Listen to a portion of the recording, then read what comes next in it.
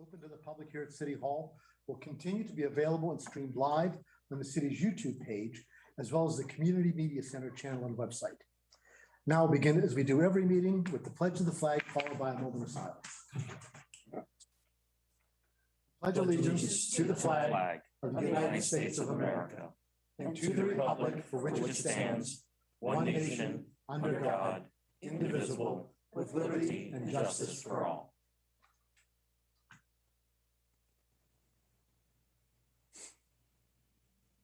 Thank you. As a courtesy to everyone, please take a moment to silence your cell phone or any other electronic device you have that might ring or beep or otherwise make noise during the meeting. Thank you. Copies of tonight's agenda and the entire information packet that the council will be using are available online on the city's website, and I believe copies of tonight's agenda are available here in the front of the room for anybody who happens to be with us tonight. Before we begin, I always like to take a moment to invite any special guests we have, and hopefully this won't be a one-time thing, but Mr. Eric Simon, Vice President for Administration and Finance at McDaniel College, threatened to join us on a regular basis when we had breakfast with President Julia Jenkins and the rest of her staff last week, and we're very pleased to see him here tonight. Mr. Simon, welcome. First, we'll consider the approval of the minutes. We have minutes from the meeting of the Mayor and Council on November 8th. Is there a motion to approve the minutes? I'll make a motion to approve the minutes. I'll second. Then a motion by Ms. Gilbert and a second by Mr. Hoff. All those in favor, please say aye. Aye. Aye. Motion nay. The ayes seem to have it, and the ayes have it, and the minutes are approved. We have a mayoral proclamation tonight. Mayor Becker. Do I have the proclamation? I know Ms. Impulse has it. Is that what I signed? No. Oh, yes, that's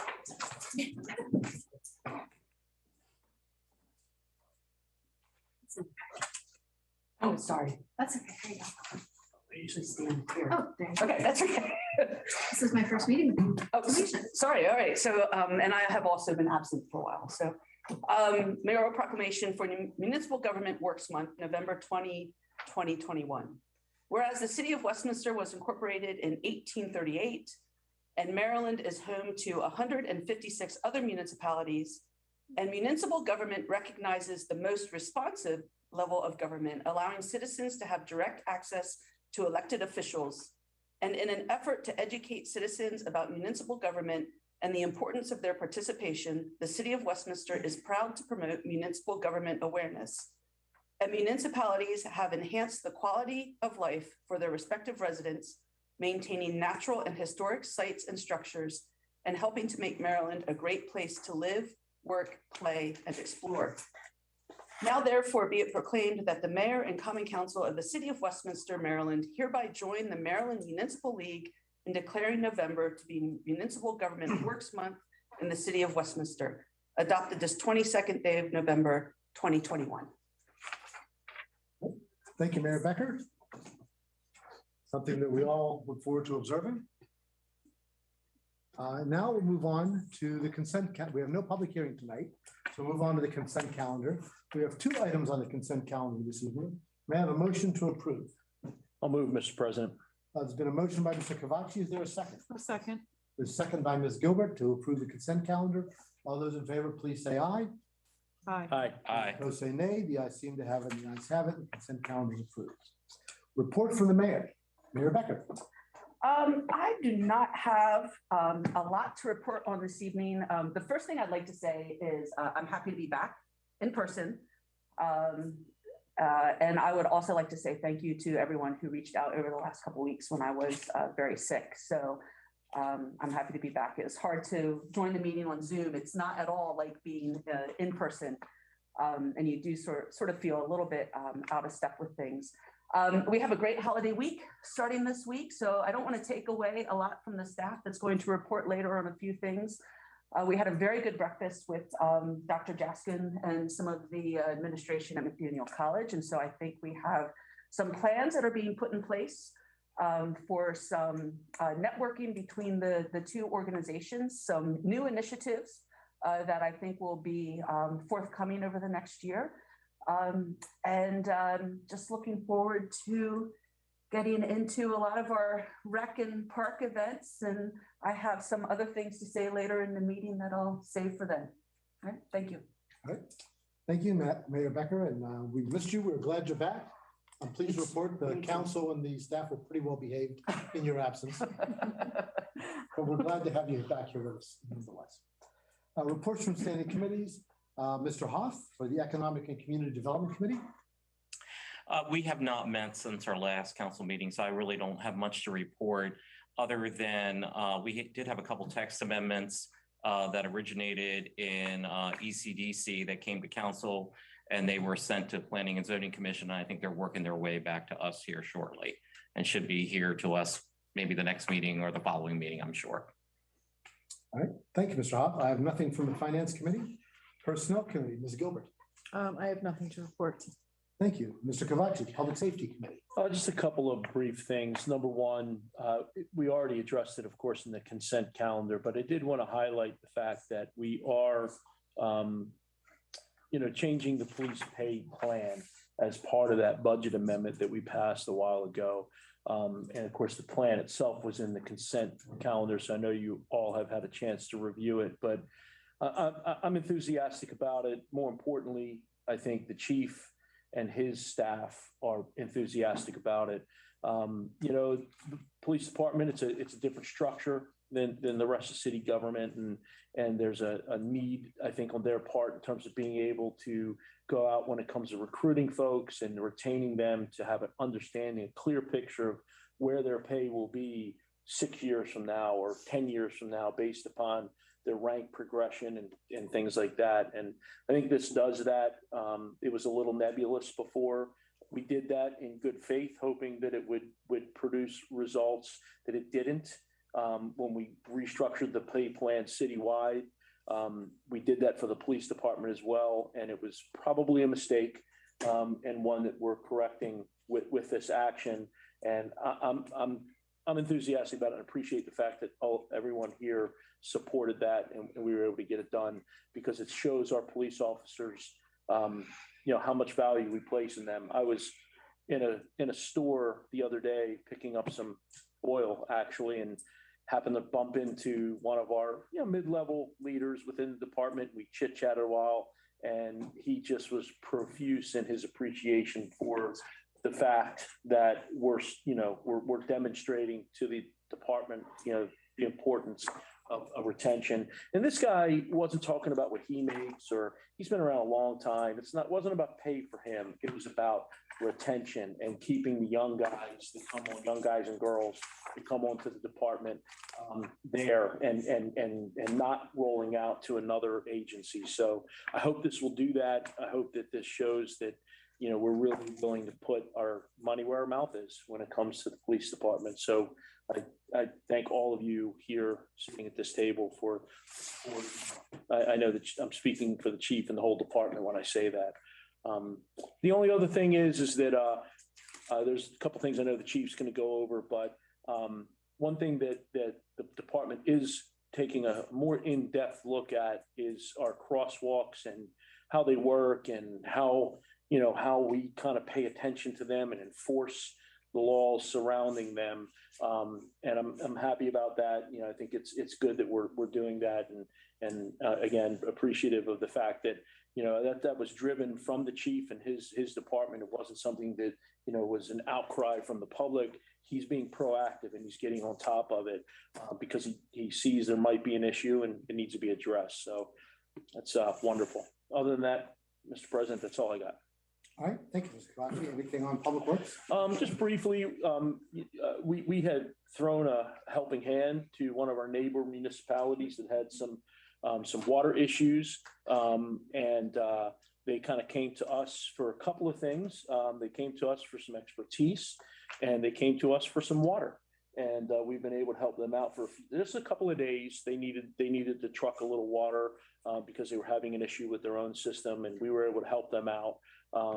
And I think everything at this point has been rectified, but I know we were giving them some technical guidance and some help from our public works department. So that was much appreciated and just goes to show that, we're willing to lend a hand. And fortunately, we're in a position where we probably have, let me rephrase that, we definitely have the most expertise in the county when it comes to water and sewer. So it was nice that we could help a fellow municipality out. And I'd like to say kudos to the Public Works Department for doing so. That's it, Mr. President. All right, very good. Good to hear that we were able to help out. Mr. Dayhoff, Recreation and Parks. Not much of a report, Mr. President. I'll look forward to our discussion about the pool. All right, thank you. Thank you. And I have nothing to report on behalf of the technology committee this evening. Move on now to council comments. We'll start at this end of the table with Mr. Hoff. I'm not going to say a whole lot. I'm just looking forward to the upcoming holidays in the city and all the nice events that we have coming up. So I'm excited for that. And thank you, Mr. Hoff. Mr. Cavacci. I have nothing, Mr. President. All right, thank you. Ms. Gilbert. Wow, that was super quick. I'll be kind, I was gonna say I was gonna be brief, but I think I'm gonna be now lengthy. So I just want to wish. Overcompensate. I just wanted to wish everyone a happy Thanksgiving for the upcoming holiday and remind everybody of the holiday farmers market that will begin this coming weekend. The holiday market will be at 29 West Main Street. Everybody kind of knows it as the old Stockdale property. We will be opening, or they will, not we, but they will be starting Friday with Black Friday from 9 a.m. to 3 o'clock. And on Saturday and Sunday from 9 a.m. to 1. And the market will continue to operate every Saturday and Sunday until December 19th. The 4th and 5th of December, there will be a food drive from 9 to 1 on Saturday and 9 to 3 on Sunday. And don't forget the Miracle on Main Parade on Saturday with a Jingle Bell Run, caroling, lighting of the tree, et cetera, et cetera. In addition, there will be a historical marker dedication also on December 4th. All of this is between now and the next council meeting. And that historical marker dedication will be regarding Mary Shellman, and that's up by the Historical Society. And I think that's it because the mayor already mentioned the breakfast that we had, which I wanted to thank Ms. Jaskin for inviting us all to and hosting us. It was delicious and very, very informative. So that's it. That's all I have. I tried to be brief. All right, thank you, Ms. Gilbert. Mr. Dale. I'm sorry, Ms. Zimhoff, did you? I did. I have a quick question. Councilmember, do you want to tell folks what kind of food to bring for the food drive? This is the last opportunity we'll have before. Anybody can bring anything. We would prefer canned goods, dry goods, things that are easily storable, but we do have the ability for refrigeration. So if there is something that needs to be refrigerated, we can take care of that too. We will not turn anything away. Okay, thank you. Maybe chilly enough, you don't need to worry about it. Correct. Mr. Dale. Mr. President, is this the opportunity to rehearse one more time? It is not. Twas the night before We'll save that for Christmas? the last meeting. What was, okay. I just wanted to check. I was really tickled to drive by the Christmas tree at Locust Lane the other day, and people were standing in line to have their pictures taken at the tree. So I just thought that was a lot of fun. I was also in hysterics when I looked on Facebook and there was a picture of 4 of our street department folks in their sweatshirts, and they work extremely hard and their sweatshirts were really dirty. And there were comments that the folks in the community were hoping that we could provide our street department personnel with new sweatshirts for Christmas. So maybe that might be something that Ms. Gruber, maybe we could look into that a little bit. Maybe we could get a collection started. I'm not sure that's in the budget. I'd have to ask Mr. Cavacci about that. I bet Mr. Cavacci would work with me on that. It's either that or it was the night before Christmas. Maybe Yes, you need to write a letter to Santa. Oh, they need to write a letter to Santa. Thank you, Mr. President. Thank you very much. Thank you, Mr. Dale.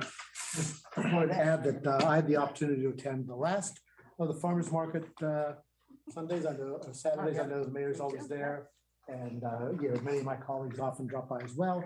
I had a chance to chat with Ms. Haggerty, who told me that they were doing a booming business, that they had record attendance, as well as record numbers of vendors. And she's already got 2 people signed up for next year. So she's very excited about how well it's gone and how well it's going to go next year. And she's very much looking forward to the holiday market. So that's very exciting. And thanks, Ms. Gilbert, for sharing all the details on that. I think that's going to be wonderful. I know the ribbon cutting is Friday morning at 8:45, so I know some of us will be there bright and early for that. And that's it for council comments. Under bids, we have 2 bids this evening. The first is renovation of the municipal pool design build. And I think Ms. Imholz is going to lead off that discussion. Thank you, Mr. President. As we discussed last week, before us is a bid that includes 3 components to renovate the municipal pool, to install a new splash pad, and to install a lap learning pool. At the meeting the last time, there were a few questions from council. It was a lively discussion. Council sent us staff back and asked for some additional information. That information is included in your packet. Just as a reminder, the bids expire on December 15th, which is why this is in front of you. So I'm going to, at this point, turn it over to Ms. Gruber, who's going to give you some additional information.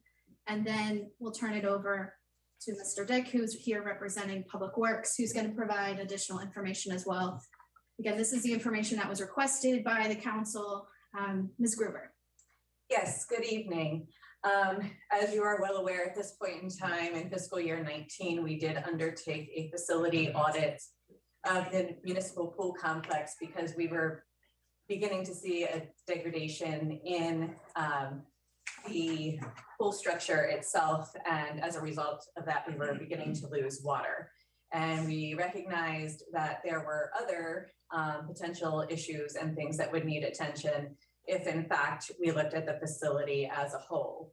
So objectives of that audit clearly were assessment of the future needs of the pool, and it also gave us some financial forecasting to begin to discuss how we were going to continue to either maintain or renovate the pool. Those findings from that audit were presented to the Mayor and Common Council on August 26th of 2019, and representatives from the consulting firm were here in an effort to give you the best picture possible of what the condition of the pool was. So based on the findings of that audit during the fiscal year 21 budget process, the Recreation and Parks Department did request $2.9 million to improve the Westminster pool. And that $2.9 million request included renovation of the main pool, a new filtration and family restroom building, and also a splash pad and a lap learning pool. After much discussion at the Recreation and Park Committee level, and then beyond, it was decided that we were going to finance the improvements through CDA bond proceeds, and the amount that was budgeted after all of that discussion was reduced to $1,186,800. And I'd like to point out that that's almost a $1.8 million reduction from what was originally requested to do all of the renovation and enhancements at the pool. So that is important to note that even back in the fiscal year 21 budget process, we were requesting a little bit more, well, a lot more than actually what was ever decided to be financed. So those initial cost estimates provided by Lithorian Pools indicated that this allocation would be adequate funding. And that's, you know, the $1.2 million to go ahead and renovate the pool and build the corresponding filtration and family restroom building. The suggested repair was to actually install a pool within a pool to stop the leaks. And this was a very economical suggestion. However, it reduced the size of our main swimming pool, rendering it useless to our swim team. And it was basically already making a too small community pool even smaller. So at this point, we have enough information and we endeavored into preparing bid specifications. So in November of 2020, RZ Pool Consulting was contracted to formulate bid specifications for this project. And during that process, concerns over the pool within the pool approach were discussed. And at that time, it was suggested that the pool could not only be repaired, but expanded for the same amount of money. And this approach would not only better accommodate the swim team's needs, still it would also allow for a larger pool for community use, and more importantly, continuous operation of our water slide. Right now, our water slide is located in the diving well, and we actually have to close the diving well to children and pool patrons that want to jump off of the edge or dive off of the edge, so that we can allow for people on the slide to land safely in the same area. So if the slide's open, the diving well has to be closed. So the expansion of the main pool would allow us to have the slide exit into the shallow end, and we could continue to have the diving well always open and wouldn't have to allocate staff to shut down the diving well to open the slide. So, and it would also allow younger patrons who may not be able to exit a slide into deep water, the ability to go down the slide and use it comfortably, because it would be a more shallow exit. So we placed the project out to bid initially in June 2021, and we only received one bid response. And that bid response was obviously well over the budgeted amount of money, that 1.2 that was allocated through the CDA bond proceeds. We discussed why this was the result. We had a big meeting, Public Works, the city engineer, several other stakeholders, and it was decided that we probably were a little too aggressive in our timeline. So we revised the bid, and we allowed respondents more time to prepare their numbers, and we also allowed more time for contract completion. Even after all of those refinements, the second bid response still did not produce an exceedingly favorable outcome, if in fact the benchmark is the $1.2 million that we had. So at that time, you know, it really became very apparent that current market conditions were dictating price increases for labor and materials, and supply chain issues continue to drive up construction costs. But we didn't want to stop there. We did a little bit further investigating into the matter, and it revealed that a portion of the discrepancy between the total amount forecasted or budgeted for the pool renovation project and the actual bid response can be explained by our decision to transition the scope of work from strictly a construction project to a design build project. So if you reference the schedule of values that's in your council packet, specifically line 1E, construction of the swimming pool and restrooms and filter room facilities, the price that Keller Brothers submitted is quite close to actually the $1.2 million that we originally figured for renovation of the pool, because their base cost for just that portion of the project, without any of the engineering, without any of the site prep or the demolition, is coming in at about $1.8 million. So it's really important to note it's much closer to that $1.2 million amount that we had initially forecasted. If you look at those figures further, it reveals that that's about a 56% increase in the budgeted amount. And that could, again, easily be attributed to current market conditions and the fact that this is 2 years later after the audit was completed, almost 3 to be more specific. And additionally, a design build contract generally factors in, there's a level of risk for people that engage in design build contracts. And so they build that into the cost of their projects. And Mr. Dick will be able to expand upon that in greater detail, because it's certainly more in his wheelhouse than it is in mine. But to take a little deeper dive, again, it was all of those items that weren't really initially figured into our actual or budget amount the very first time around. The design and engineering, legal and zoning requirements, other local compliance requirements, utilities, sewer, water, electric, all of those connections, union labor wage rates, just a whole host of items that just weren't considered at the time that the initial amount was being discussed.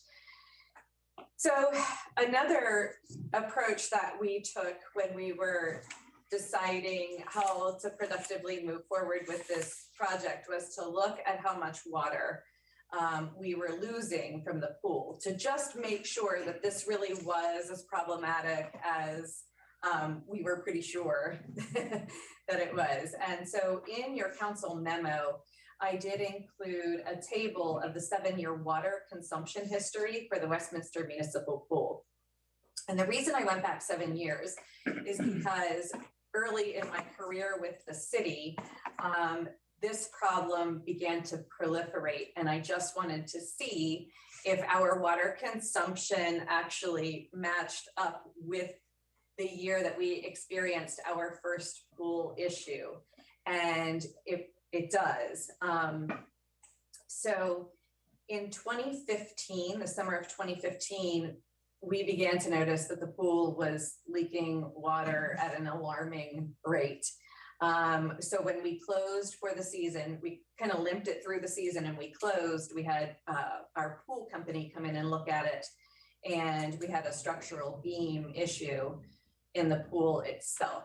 So that was repaired over the winter of 2015 and into the early portions of 2016. And as you can see by that table, our water consumption went way down in 2016 after that structural beam repair. So that's really important to note that was our first sort of indication that things were not going as they should. So if you look at the table, what that tells me is every year our water consumption at the pool has gone up. So that supports the notion that the pool structure continues to degrade. And I did note some anomalies because I didn't want to make a blanket statement and then you look at the actual numbers and say, well, wait, that's not true. So we discussed why the anomaly occurred in 2015. But then if you look at 2018, our water usage increases again. And I couldn't figure out why that was. And I actually went back to look at the weather and the history of rainfall. And I even drilled down month by month. And we had a very wet year. So that number was not making any sense to me whatsoever until I began to realize that structural beam repair that we did was beginning to fail again, because when I went back to look at our maintenance notes, we had a huge history of pool maintenance and invoices to our pool company that they had to come in and do some pretty aggressive repairs to cracks that we were seeing in our pool structure. They had to recaulk some of our expansion joints. They had to recaulk our skimmer buckets because we were seeing some shifts again in our pool structure, which were creating cracks that were more than just cosmetic, more than just surface cracks. And so that's when we began losing water again. So thankfully, those repairs did have a positive effect on our water consumption because it was reduced in 2019. However, our water consumption in 2019 was still higher than that reported in 2016 and 2017. Clearly 2020, we didn't consume water because we did not fill the pool, nor did we open because we did not feel that it was in our best interest to operate the pool during COVID. So that sort of gives you a glimpse into just how much water we are losing from the pool on a seasonal basis. With sort of the facts out on the table, I'll get to something that really can't back up with numbers, but I can't help but not point out community need. This community resource serves nearly 1,100 members per season, and over 70% of those are city residents. And I did attach a map that actually showed where most of the pool members live. There are two maps. One is sort of a further out view and one is a close-up. And what's important to note is we also did impute average household income into this map. And we're serving our two lower income brackets. The majority of our pool members really are in a low to middle income bracket. And that's important to note because, you know, it's a service that our residents, the vast majority of, are able to take advantage of. And I think that that really is something that we need to think about. So another interesting, I guess, statistic that came out of this is we took a look at crime statistics, and they indicate that during 2020, when the pool remained closed due to the pandemic, that the total events necessitating written police reports and total calls for service were higher than this past summer when the pool was open to the public. And you do have that municipal crime data report also attached to my memo. And I didn't actually expect to see that there would be that much of an impact, but it absolutely tells me that when community members have productive things to do with their time, that sometimes they make better choices. Lastly, I did reach out to our community swim team, the Stingray swim team, and data collected from them showed that when the pool was closed during the 2020 pool season, 65 out of the 160 swim team families that relied on the Westminster Municipal Pool as their home swim team facility could not afford a different option to fulfill this recreational need. So they were unable to basically end up participating in a swim team experience during the summer of 2020 when we could provide that. If in fact we repair the main pool and add the two additional features that have been discussed, we could also expand our programmatic value in the community. We have a long history of serving a variety of user groups for a variety of purposes. And I did include in your memo the user groups that we do currently serve and have served in the past. I don't need to read that list to you. And then we also, you know, we're looking forward to the future of what this aquatic facility could provide. And so there is a list of additional opportunities that we kind of brainstormed among staff as to what we could use the expanded facilities for. And it really does create a lot of additional opportunities for programs and to reach a variety of new people that we're currently not serving. So again, when you talk about things like programmatic value and you know, community need, you come to the obvious conclusion that those types of things really support a quality of life. And there's so much research out there that public swimming pools and splash pads offer a means of social interaction, relaxation, stress relief. Public pools and splash pad installations have been identified as highly desired amenities for recreation environments. These types of facilities provide a unique way of bringing vitality to communities. Families and neighbors can come together in a secure central gathering point. They form friendships. It just really creates a sense of community that bonds a neighborhood together. So quality aquatic amenities are determinant factors when choosing a place to live. buyers look for a community as well as the residents. And I think you would all agree that we do a really great job of providing a community, not just a place to live. And this would be one of those amenities that certainly could be the deciding factor for somebody to buy a home here or not. It's just a well-organized and a well-designed aquatic facility gives families a really exciting place to gather and meet and socialize and exercise and be outdoors. The last thing that was asked of me is what happens if we take no action? And I did some research with our current pool company who has been servicing our pool as long as I've worked here. So for almost 10 years, and they were servicing it before that. So if no action is taken, the Westminster Municipal Pool really would not be able to continue to operate. As illustrated in the previous section, the water loss is too substantial to sustain without repairing. The city's pool contractor for over 15 years, Patriot Pool Service, recently provided an estimate for suggested repairs. The estimate provided maintenance and repairs would need to be accomplished to open for the 2022 pool season successfully. And that estimate totals over $140,000.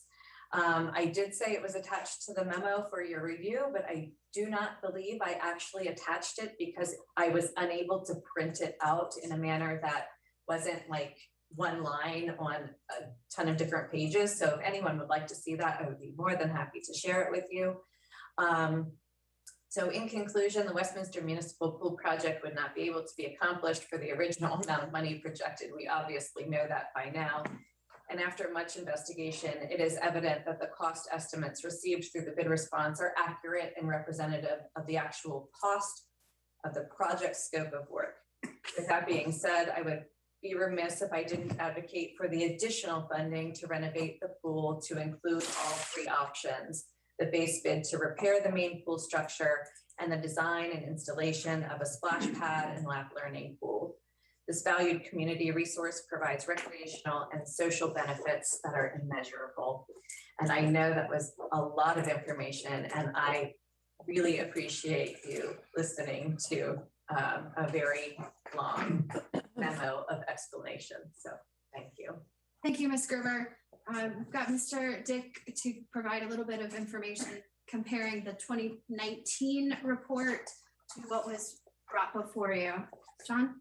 Thank you, Ms. Emos. On November 8th, you guys had the bid in front of you, and the total bid price, including the alternates, was $3,282,949 for all the renovations at the pool. The price they had down for the pool was $2,006,529, but the total bid amount was only for the main pool. The budgeted amount this year for the main pool was $1,668,000. During initial discussions of the bid, the cost estimate to the bid discrepancy was about 69%, which prompted staff to review what those discrepancies were to equal that. After reviewing the documentation, we realized the 1.16 and the $2,006,000 were not based off the same parameters. Page 134 of the cost estimate from January 2019, page 2, states that all engineering, design, list of numerous other things that Ms. Gruber already mentioned, part of that price, included in that price. So when looking at it, then they actually had it in the bid as 1E, comparing the actual price for just the pool without all the engineering and design features involved. So that's where the 1857715 came from. And that actually works out to about a $670,000 difference for a 56.5% increase in price. As Ms. Gruber mentioned, a lump sum design build is expected to be about 10 to 15% higher for the funding risk taken by the contractor for any design build projects. That reduces the increase to only 41.5%. Another factor is the estimate is 2.5 years old, and the cost of construction has dramatically increased during the time frame. Labor, material, total construction costs have increased 4% plus a year. We can see it as a simple example output, the 2x4 8-foot long went from $1.20 to $10 each. That's an $830% increase in the past couple of years. Granted, that's starting to come back down now, and you can actually buy them for under $4 a piece. Some places are even around $3 now. So just those types of increases over the past 2.5 to 3 years would account for 30% or more of the price escalation that we're seeing. Provided there is interest to construct pad alternates, consideration should be given to the financial advantages of constructing home improvements as one project. The advantages are minimizing sunken costs, which include administration, contractual fees, mobilization, demobilization, insurance, and future cost increase. For these reasons, Public Works recommend including the alternates to be included in the constructed as one project. So, as most of us see, everything's right now up in price. Even if you go out and buy a used car now, Kelly Blue Book's 30 to 35% higher than what it was even 6 months ago. So without a crystal ball of knowing what's going to happen 6 months, a year from now, whether those prices come down is something we don't know. But I believe that with all those facts taken into consideration, the bid is a good bid number at this time. Thank you, Mr. Dick. Mr. President, as you've heard, the pool is 35 years old. We've been addressing maintenance for 6 years. We like to call that putting a Band-Aid on things. Some of that is bigger than a Band-Aid, but we've been trying to address it through regular maintenance for 6 years, but the facility continues to fail. The pool needs to be repaired, which is why we've got the renovation of the municipal pool in front of you right now. There's also an opportunity, though, to expand recreational opportunities and programming, as Ms. Gruber mentioned, by funding the splash pool and the lap learning pool.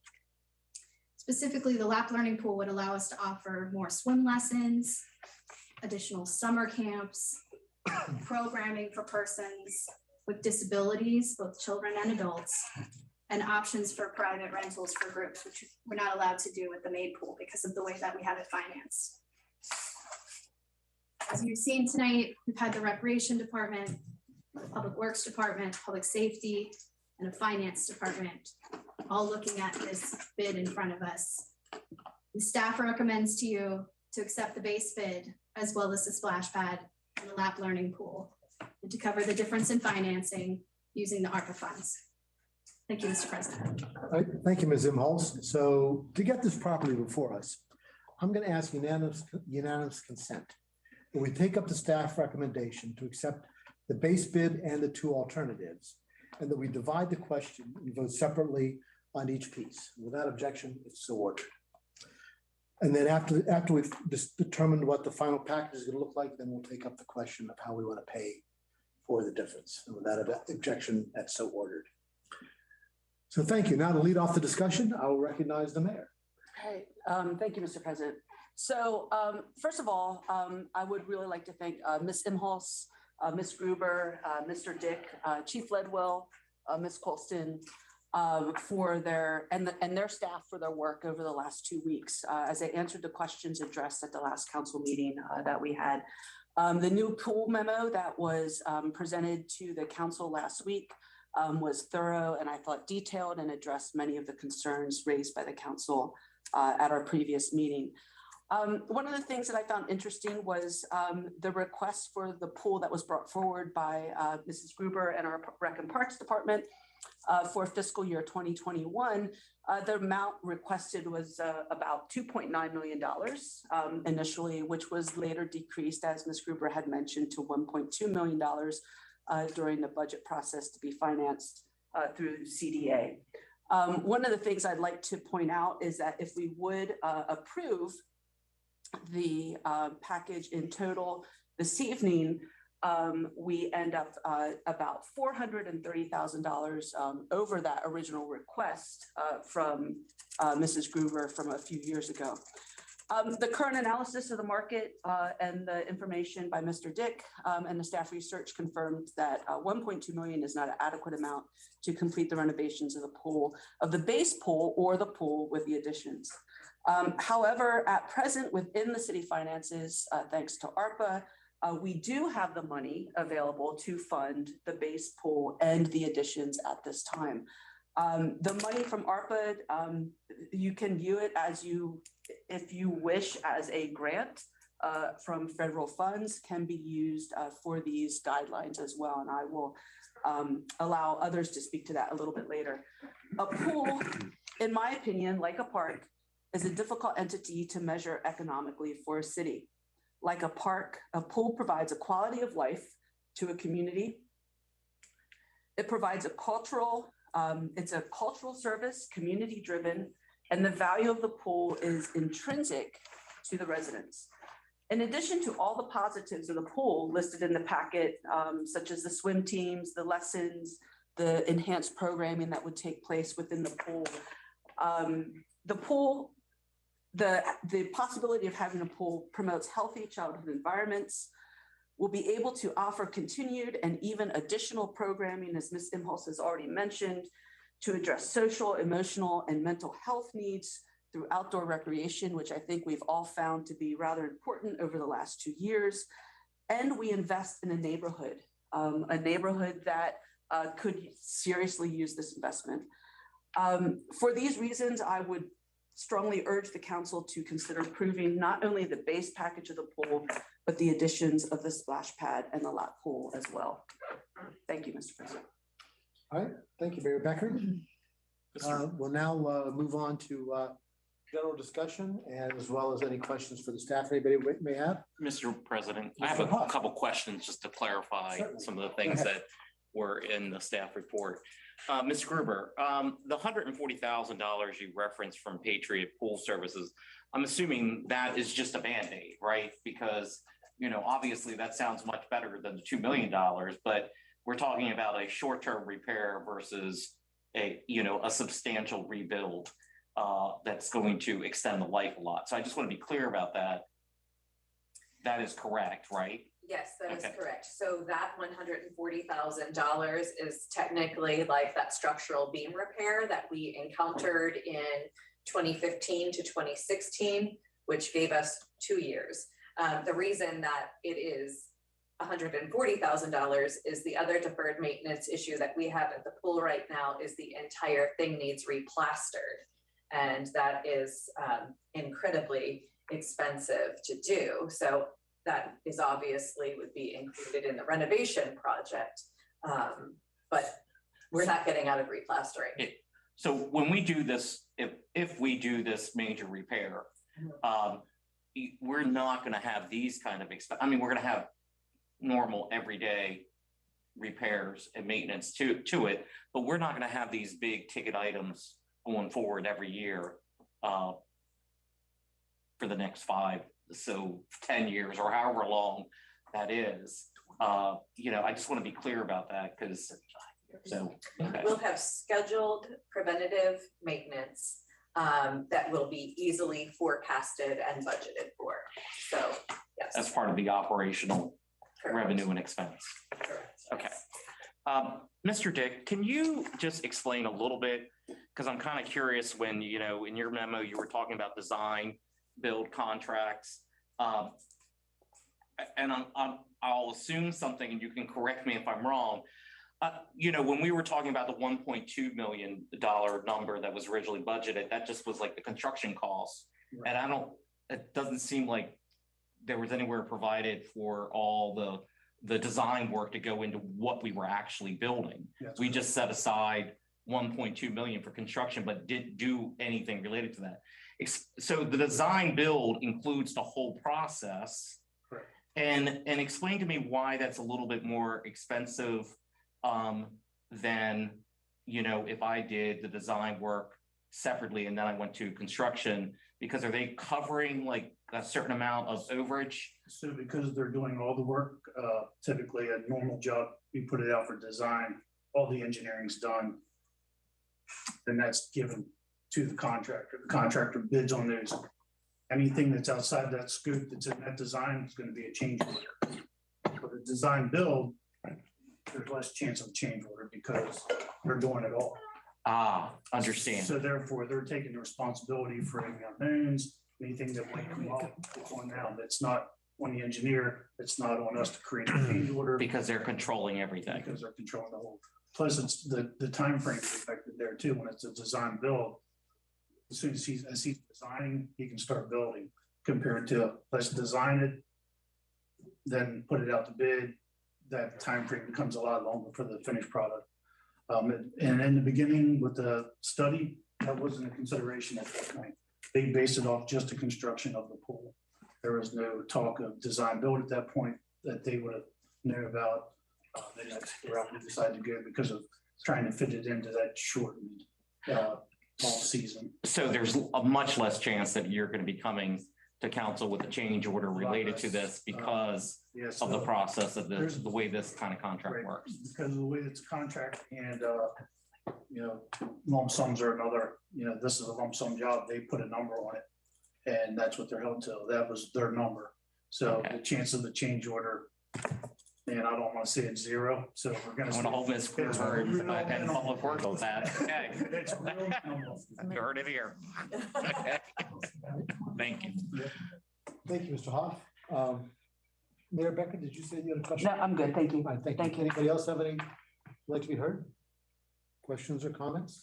I have a few comments, Mr. Mr. President. Zahoff. I think part of the critical return for investment in a municipality are enhancement of family and family values. And history and tradition is that not only the city of Westminster, but all municipalities provide recreational opportunities for their citizens. Not to be overlooked is that once we capitalize these costs, we're going to incur a number of cost efficiencies in which are going to save us operational costs down the road. I think that once we take a good look at our revenue stream, I believe that we can adjust our revenue stream appropriately to make sure that this is operationally neutral in the future. And I would like to take into consideration the depreciation costs when we set the rates in the future. I like the idea of it's bonded out, or a portion of it's bonded out. We're going to pay that bond back in future discounted dollars.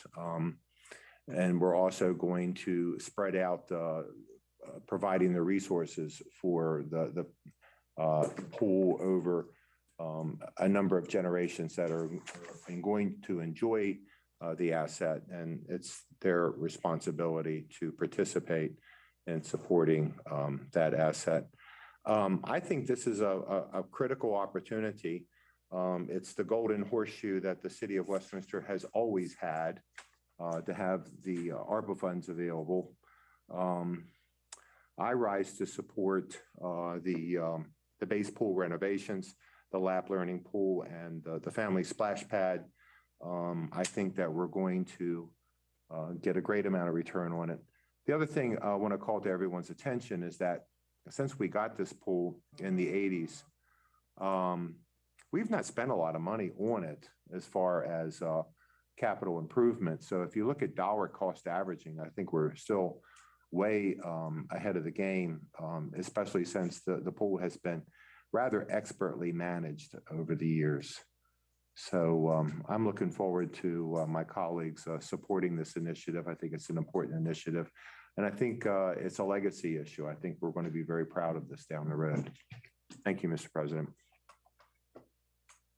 Thank you, Mr. Zahoff. Yes, sir. Anyone else should be heard?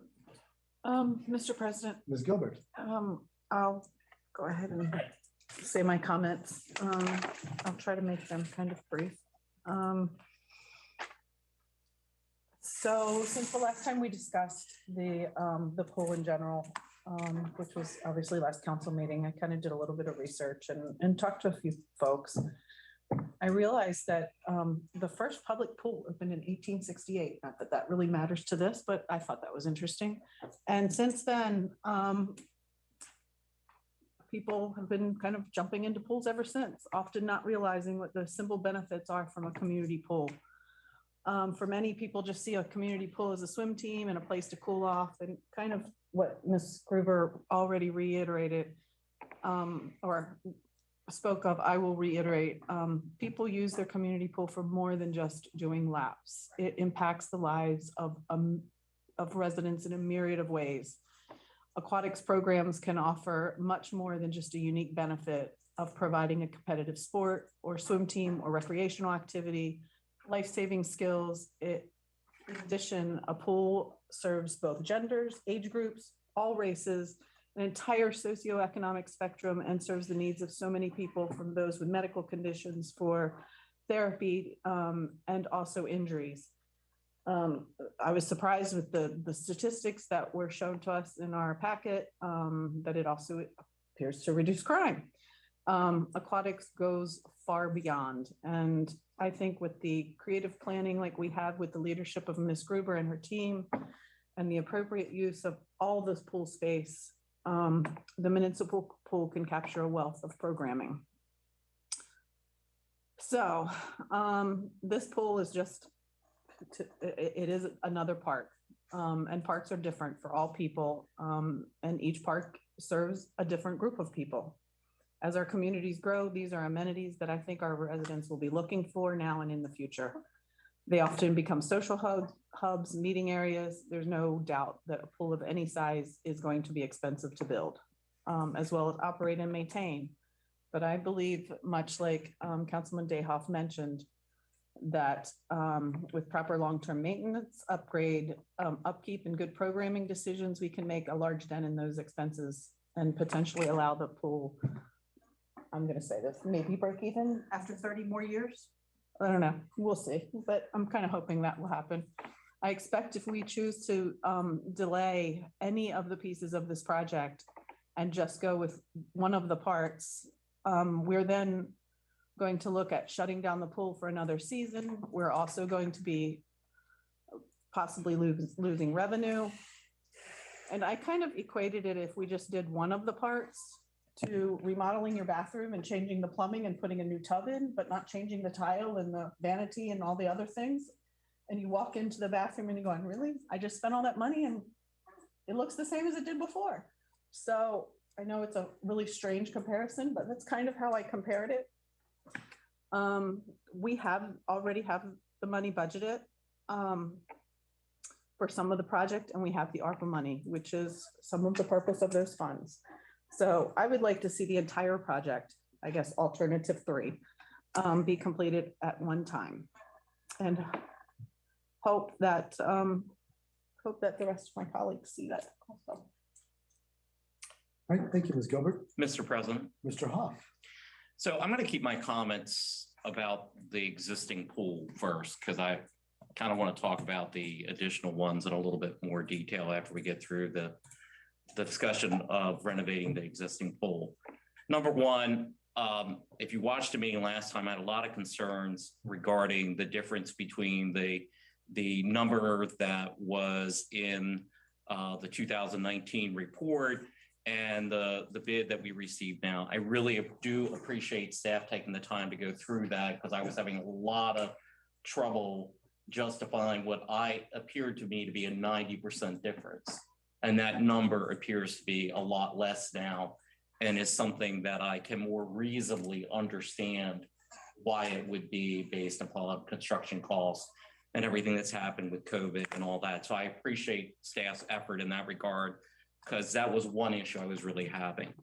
And I will say, I've done a lot of thinking about the pool. I know there are some, we have certain citizens that maybe feel like we should not be in the pool business, and I understand where they're coming from, but having really thought it through, I kind of buy the argument that the pool is sort of another park. And I know I don't use every park within the city, but I'm glad that, you know, the the different neighbors and different communities are able to use those certain parks that they use.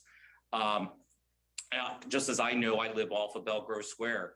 I love the fact that Belgrove Square is there, and I use Belgrove Square a lot. So I look at it as part of the whole system. And the idea that we are going to close the pool down and no longer offer that as a service to our citizens is not a place I'm willing to go. I had concerns about the numbers, which I wanted to get a better sense of. And, you know, I do look at this as kind of a capital investment for future generations of our citizens. Obviously, having the ARPA funds makes it a little bit more comfortable to consider, but those are my comments about the existing pool. I kind of want to talk a little bit more about the two alternatives, but where I am headspace wise for the existing pool is I plan on voting for you know, proceeding forward with the bid that we have for the renovations to the existing pool.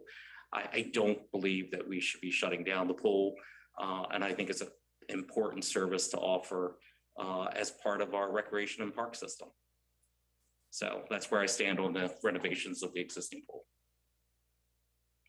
All right, thank you, Mr. Hoff. Anyone else wish to speak? Mr. President. Mr. Kavachi.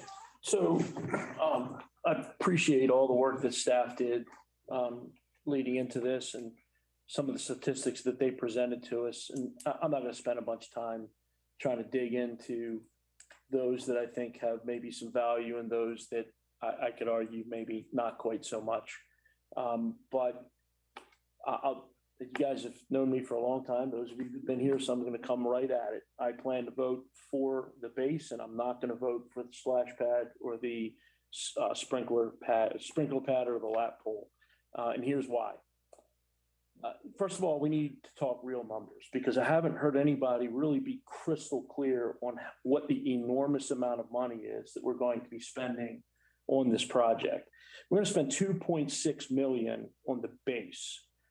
And then we are talking about potentially spending another $1.3 million on the extra items that we're talking about. It's $3.6 million. I don't think I've heard, I know you, Mr. Dick, said a number, but I thought you said 3.3 million. It's 3.6. Yes, 3.6. Okay. I just want to be clear on that. We're talking about $3.6 million. And that to me is a heck of a lot of money. It services, you know, a portion of our citizenry. And we can argue how important it is to the demographic that uses it. But the bottom line is it's still a pretty small number. And it's an even smaller number because it's only about 3.5 months that the pool's even in operation. So we're talking about servicing a pretty small percentage, maybe 4 or 5% of the city for about maybe 25, 30% of the year at best. And it's a lot of money. But I am going to vote for it. I'm going to vote for the base because, like Councilmember Huff said, I'm not willing to shut the pool down and doing a Band-Aid, $140,000 Band-Aid. Maybe if we thought prices were going to really come down a good bit in a year or two, I'd say, yeah, let's do that and hope we get a much lower bid. But I don't think that's going to happen. I think if we wait, the base bid is just going to go up or certainly not go down, and we'll be spending money for no good reason. So I am going to vote for the base bid, even though it's a lot of money. And I think we all need to be very clear what we're spending that money for. And I think it has value. I think some of the things that Ms. Gruber talked about, I completely agree with. You know, it is a quality of life issue, and having this pool available to the citizens, even for those that don't choose to take advantage of it now, they may in the future, or even if they never do, the bottom line is it's here, and it's something that increases the quality of life in our community. And I think that has value, and that exact value is $2.59 million, because that's the amount of money we're spending on the base bid. And I am going to, I guess, reluctantly to an extent, vote in favor of that. However, I am not going to vote for the additional $650,000 $61,000 splash pad or $649,000 lap learning pool. And the reason I'm not going to do that is because I think the pool can operate and serve its mission absolutely fine without spending that extra amount of money. And if down the road, it is important that we do those things, I believe that should be done through efforts of the people that are using the facility in the form of forming some type of, organization, friends of the Westminster Municipal Pool or whatever it might look like, to go out and raise funds, go after grants, pay higher dues, or whatever those things are going to look like to fund that extra $1.3 million. I don't believe, for me, that it's appropriate to ask the significant majority of citizens of Westminster to fund those additional things that are used by, frankly, a relatively small percentage of the people in the city. And therefore, I just can't vote for them. Again, I see great value in the pool. I am willing to vote for the majority of this expenditure, but I'm just not going to be able to vote for the splash pad or the lap learning pool. And that's where I'm at on it. So I wanted to explain that so you guys know why I'm going to vote against those two items, but I am going to vote for the base bid. All right, thank you, Mr. Cavacci. Anyone else wish to be heard? Yeah. Mr. President, just so I understand, are we going to go ahead and vote on the base bid and then have a little further discussion about the extra pieces? We can have additional discussion if you like, but we're going to do it one issue at a time. Okay. So I will after we, I will ask if everybody's ready for the question on the first part of this. Call the vote. Item, then we'll move on to that, and then we can have some additional discussion on each item as we take it up. So the first question will be on accepting the base bid to repair the main pool structure, including restrooms and filter room facilities. I understand constitutes the base bid, is that correct? Mr. President, may I just, Cavacci, yes. it's not really a repair. We are rebuilding, correct? I mean, this is going to be an entirely new pool, isn't it? It says reconstruction. It is, but you're constructing the new structure over the existing structure. But it's all new. It's not fixing. It's never mind. Doesn't matter. No, It doesn't matter. quoting Okay, I'm from sorry. staff Yep. recommendation. Yep. Got it. I'm sorry, Mr. President. So once again, the first question will be on accepting the base bid to repair or perhaps reconstruct the main pool structure, including restrooms and filter room facilities. I think we all understand what we're voting on. All those in favor, please say aye. Aye. Aye. Those opposed say nay. The ayes seem to have it, and the ayes have it. The base bid is approved. All right, the second question is on approving the addition to the project of the design and installation of a splash pad. Does anybody wish to be heard on that subject? Mr. President. So I've been very on, and I've appreciated all the discussion that I've had with staff and with my fellow colleagues. And I'll be honest, I have gone back and forth on this multiple times over the past 2 or 3 weeks. But at this point in time, I really would like to hear from some of my colleagues that believe that we should move forward with the splash pad. Why? I kind of want to hear that. Because, if I'm still considering, voting one way or the other, and I want to have a better understanding what the feelings are regarding why we should do the splash pad. So how about it? All right, would anybody care to be heard? Mr. President. Ms. Gilbert. So as I said at the beginning, I'm for all three parts. So it is my understanding, and Ms. Gruber, correct me if I'm wrong. So we just voted on basically a pool within a pool. And now you have just decreased the size of what the pool is, or at least it's the same size as what is already there, correct? It's bigger. It will be expanded. It will be expanded, okay. But when you go in that pool and say you have a 1-year-old or a 2-year-old with you, and you're a mom or a dad, whatever it is, or a grandparent, whatever, that little child is most likely not going to be going in that large pool. They're not going to be able to swim on their own. say they have a 5-year-old and 10-year-old and you have siblings with you. Mom and dad are there. They're watching you have to watch those children. As a parent who had a younger child at the pool also many years ago, I seriously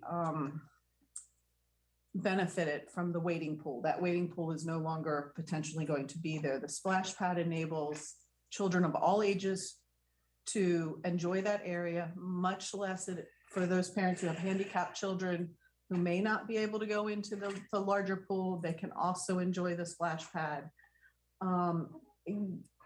For me, the splash pad is, I guess, the additional bells and whistles of the pool system, so that it encompasses all of the family that can enjoy the whole area when you go.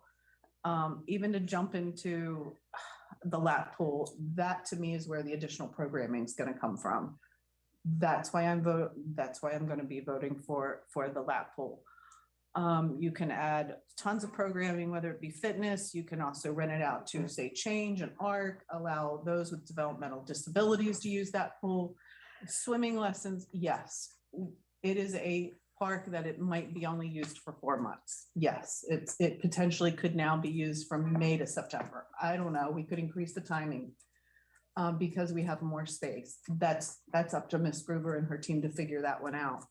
But there's a lot of parks we don't use in the middle of winter. There's a lot of parks. It is a park. It is a park in a system of other parks that the community has to offer, and it just has a different purpose. I don't know if I'm convinced, but that's, to me, it's all the little different pieces of the pool can service a wide variety of folks in our community and allow it to be a bigger and better park for our citizens. Take the pool as a park. Thank you, Ms. Gilbert. Anyone else? Mr. President. Mr. Dayhoff. First, I'd like to say I appreciate the question. It's a good question. And I also want to state publicly how much I appreciate and respect Mr. Kavachi's point of view. And I was happy that he articulated it. I look at the splash pad with a couple of hats on. One, I like the expanded family opportunities. As someone who spent a brief portion of his life as a single dad, I would have loved to have had a splash pad available for the kids so that I wouldn't have had to watch them and worry about them as much as I did when they were in the other pool. And then also as with my hat on that works with 4-H therapeutic riding and the developmentally disabled, I see some opportunities for the disabled community with the splash pad also. So I would strongly encourage my colleagues to vote for the splash pad. I think the expanded opportunities will get a great deal of return off of that. And I think that's what we're all about as a community. Thank you, Mr. President. Thank you, Mr. Dayhoff. Anyone else? Mayor? I'll just add a few things. I don't have much to add to Councilmember Gilbert and Councilmember Dayhoff, but when I think of the splash pad, again, I think of the opportunities for residents of the city and outside the city who can't take part in a normal aquatic environment. And this includes not only children, but also adults who are elderly, who might want to go down and take advantage of the opportunities that exist at the pool. And maybe they're not comfortable getting in the pool, but there would be something there for them and possibly their grandchildren as well. And I know Ms. Gilbert said it as well, but I think of, we have the ARC, we have Target, and these are groups that may not have taken advantage of our pool up until this time, but also, but would be able to with the splash pad in place. The other thing that can be beneficial about the splash pad is that it also, and Ms. Gruber, correct me if I'm wrong, but I think it does not need to be lifeguarded. Is that correct? That is correct. It doesn't need to be a certified lifeguard. It's a management decision whether you want it staffed or not. Right. So so it wouldn't have to necessarily be staffed by that event, but but I can see it being popular with residents of the city who may not feel comfortable for whatever reason, taking advantage of the larger pool. Thank you. Mr. President, Mr. Hall. I appreciate the feedback about the splash pad because I've kind of been debating about that a lot in my head. And I will say that I do think it, from the standpoint, if we're going to renovate the pool, having the opportunity to have something for children, young children to play in, I think it's pretty important, as well as, you know, our people with special needs in the community and our ADA issues. If we did not have the ARPA money, I would probably be much more hesitant. And I will make this general comment that, you know, there's a lot of other things I'd like to accomplish within the city with this ARPA money. So, you know, we certainly have a lot left, but I would like to see us spend it in other ways besides on Reckitt Park, because I have some desire for Main Street and some other things. But I was always leaning more towards the splash pad than not. So, I mean, I'm comfortable taking that vote at this point in time. All right, thank you. Anyone else? Any further discussion? You ready for the question? The second question will be on approving the addition to the project of the design and installation of a splash pad. All those in favor of this approving the addition of the project to the project of the design and installation of the splash pad, please say aye. Aye. Aye. Those opposed say nay. Nay. The ayes seem to have it, and the ayes have it, and the splash pad is approved. The third question will be on approving the addition to the project of design and installation of a lap learning pool. Mr. President, maybe I can just get some further clarification from staff. I want to have a better understanding.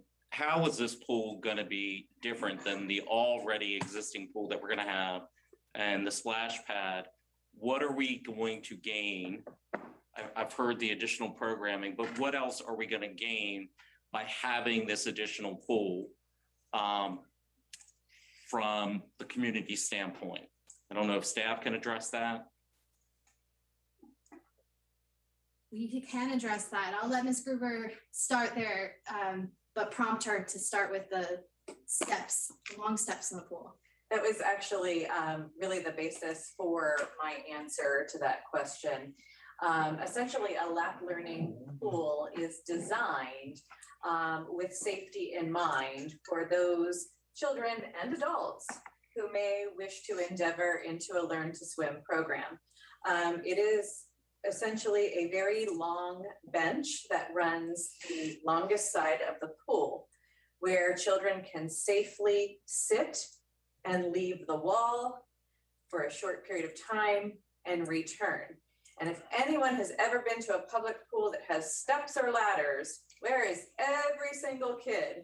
They're hanging on the ladders, they're sitting on the steps, and that's why these lap learning pools have been designed and have become very popular in the aquatic community, because it provides that safety and that feeling of familiarity for them to leave for short periods and return.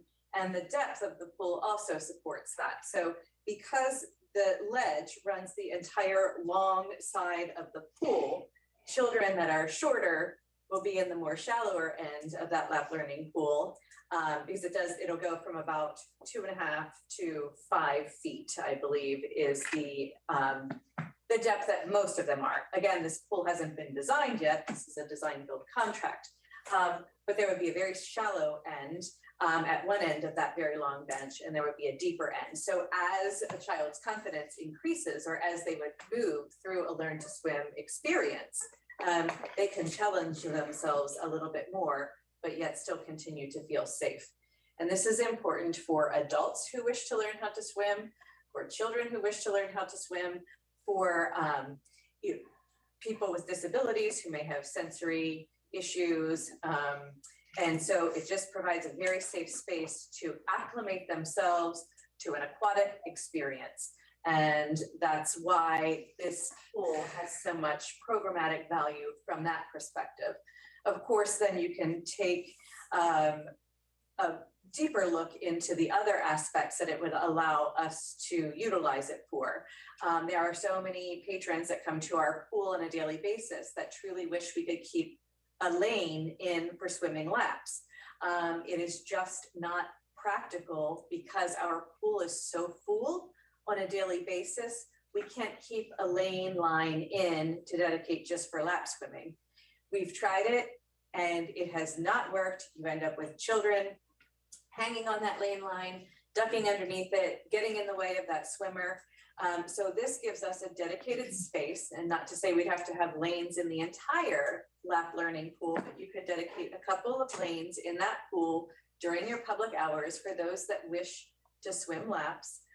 It also provides the opportunity for our swim team to be practicing concurrently with our public hours. Right now, we're playing this shell game of who can be in the pool when, because we just have one pool. And so it greatly limits our ability to host other events and activities that the Recreation and Parks Department could proffer, because we're promising those off-hour times to our swim team. So I'll give you a great example of that. Our aquatic fitness programming that we did this August, we were essentially offering that over a lunch hour. That really limits who you can market those programs to, because people work.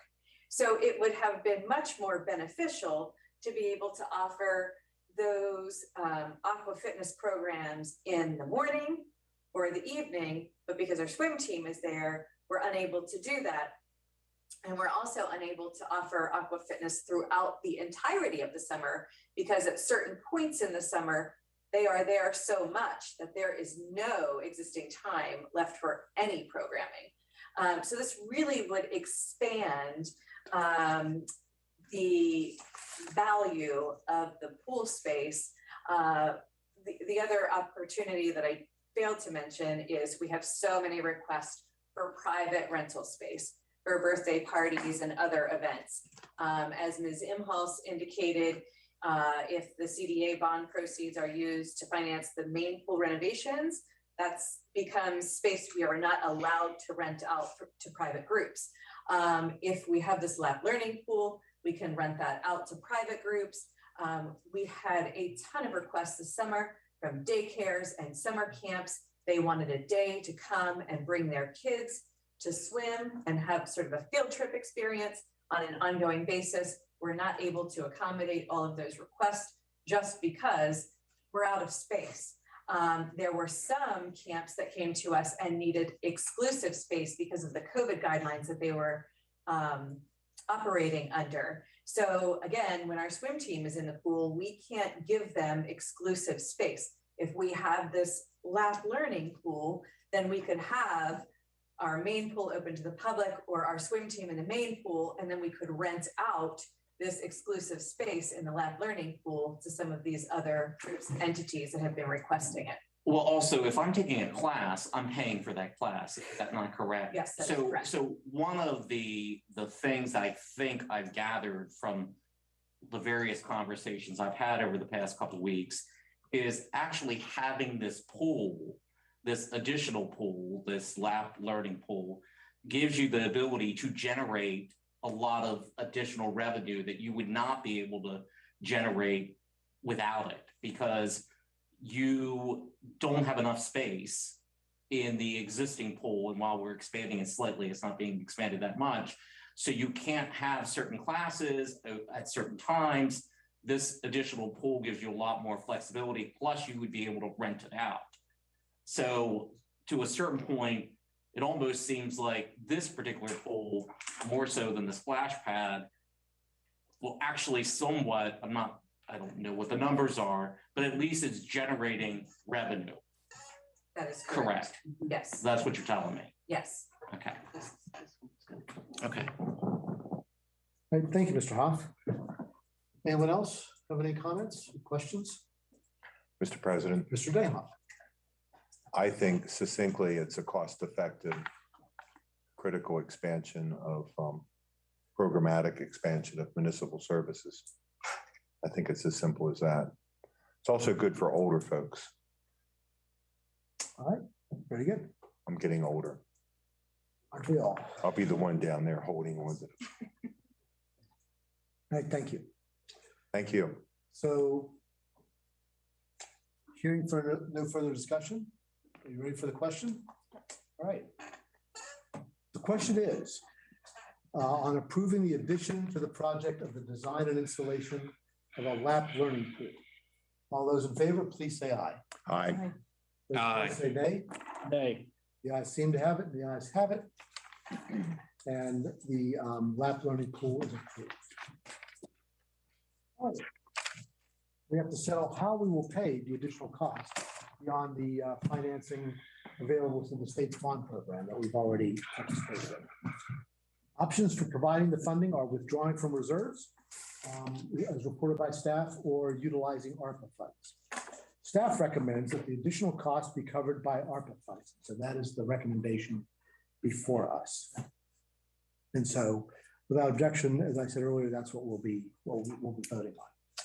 I'd just like to note that the guidance on the use of these funds indicates that investment in parks, public plazas, and other public outdoor recreation spaces may be responsive to the needs of disproportionately impacted communities by promoting healthier living environments and outdoor recreation and socialization to mitigate the spread of COVID-19. I believe, and I'd like this reflected in the minutes, please, that the health of the residents of our neighborhoods in qualified census tract areas will be benefited by this project. So, is there any discussion on funding? Mr. President, Mr. Hoff. I definitely believe that we should be using ARPA funds, because if you were telling me this would be coming out of our regular reserves, my votes might be different. So I am definitely in favor of it coming out of ARPA funds. Thank you. Thank you, Mr. Hoff. Anyone else? Can we please, Mr. President, Mr. Kavachi. can we please put some numbers behind this as opposed to just? Certainly. So, yeah, just to, so the amount available through the bond program is how much, Ms. Colston? Through the bond. Or Ms. Imhouse, whoever can answer. The amount we have available through the state's bond program is how much? Yes. Well, around 1.2 is our call. I thought it was about 1.2. I'm pulling it up. Okay. Thank you, Mr. Kavachi. It's good to go ahead and get that in the record. Mr. President, while he's looking that number up, may I? Mr. Dayhoff, yes. I think it's such a critical infrastructure improvement that I would vote for it, whether we pulled it out of reserves or we pulled it out of ARPA funds. I think that it's a legacy issue, and I think the community, the greater community, will greatly benefit. Thank you, Mr. Dayhoff. Thank you.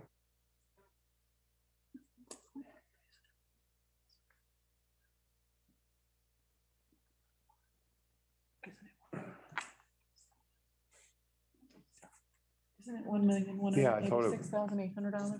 Yeah, it's 1.186. That's That's CD. what I think it is. Yeah. $1,186,800 After much. right here. Right. Right here. How much? Okay. $1,186,800. That's the CDA bond. That's the bond Right. amount. Right. And so the total amount of the project of all three is how much? 3569739. 356,979. So somebody with a lightning calculator has figured out the amount. Tony has it, I'm The sure. funds will be- 39 minus, what was it? 356. $1,186,800. My math says $2,382,000. I mean, $82,939. I'm gonna double check that. What did you say? No, I think It's 2.389. 2.33 is what you have. Yeah. 2.382,939. 2.383. 2,382,000. 82. Just the 83. $83,000. Okay, all right. Is that correct? So that's what we're going to pull out of Are ARPA. is the staff in agreement with that number? All right, very good. So that's the amount that that's the amount of ARPA funds that we would plan to utilize for this. To reiterate, Mr. President, Mr. DeHaan? $2,383,000 of ARPA. Okay. And then what was the total fiscal note of the project? 569,739. Okay, cool. Thank you. Thank you. Thank you. Thank you, Mr. President. Good question. Thank you, Mr. Kovacs. Vachi, so you satisfied? I just want to make sure we're all clear on how much Yes. money we're I spending appreciate and your- where it's coming Thank you from. very much. Anyone else wish to be heard? Mr. President, Mr. DeHaan? I guess I hesitate to ask it. May I ask Mr. Dick a question? About what? About, is it about? Are there, If it's not is this- germane to funding, it's not. yeah, does it take into consideration possible cost overruns or extra work orders or stuff like that? It's a design build No? company. Okay, it's design build. Okay. I thought I knew the answer, but I wanted to make sure. Okay, thank you. Any overruns come out of your salary? Yes, sir. Mr. DeHaan? Oh, yes, sir.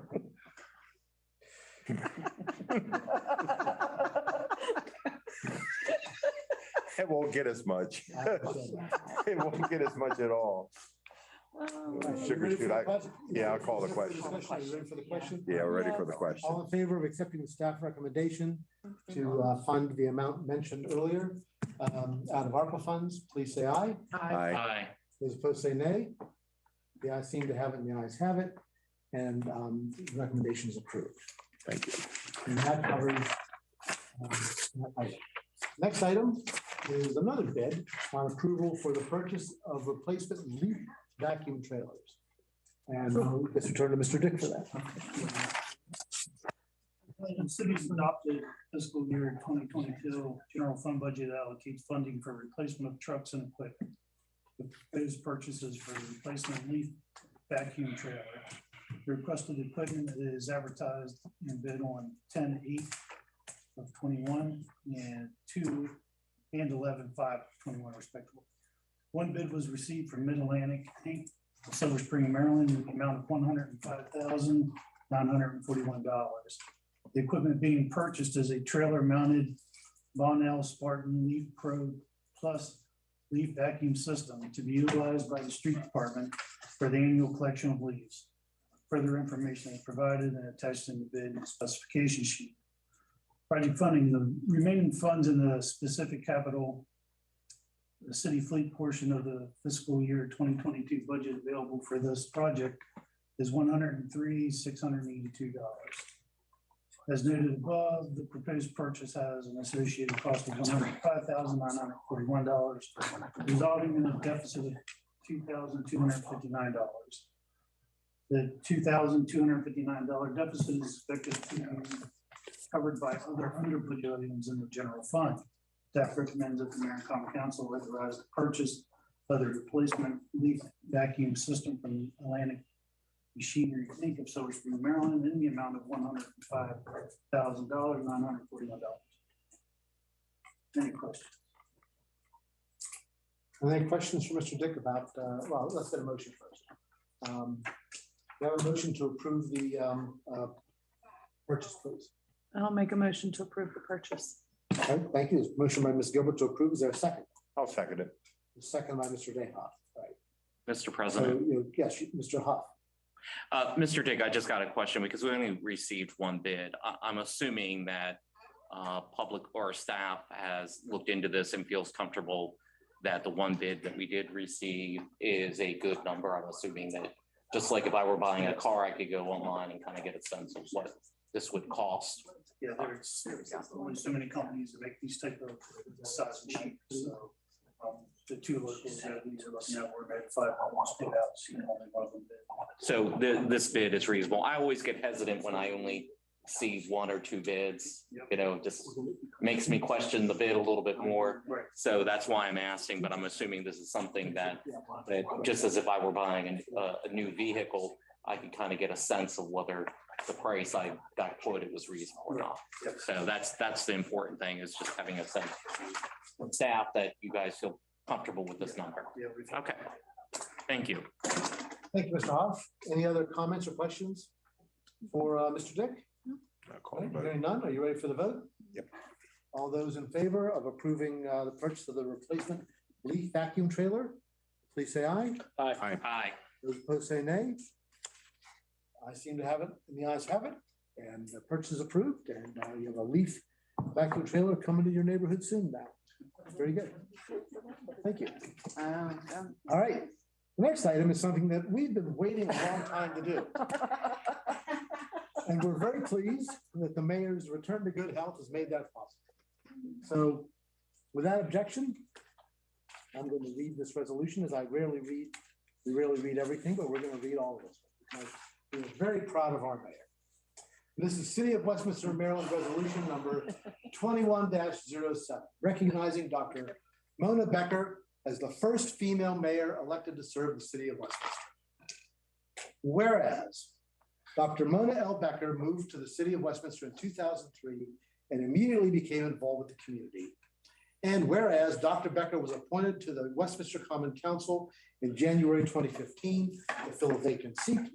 And whereas Councilmember Becker was subsequently elected in May 2015 to serve a full 4-year term on the Common Council. And whereas Councilmember Becker helped begin environmental improvement projects through the renovation of Wakefield Valley Park.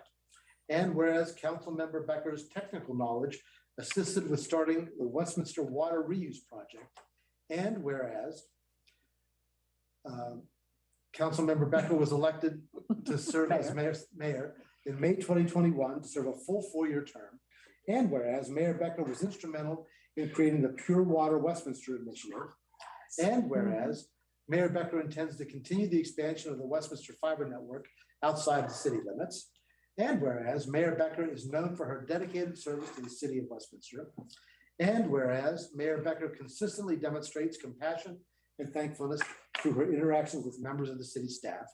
And perhaps most importantly of all, what triggered all of this, Mayor Becker was recognized through the Baltimore Sun's 25 Women to Watch in 2021, Best in Advocacy, Business, and Health.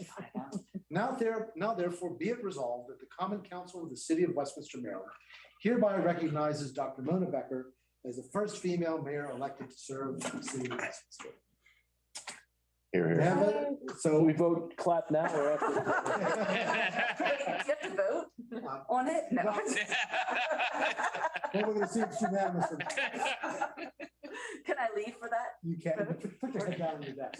Like you did in elementary school, right? Yeah. All right.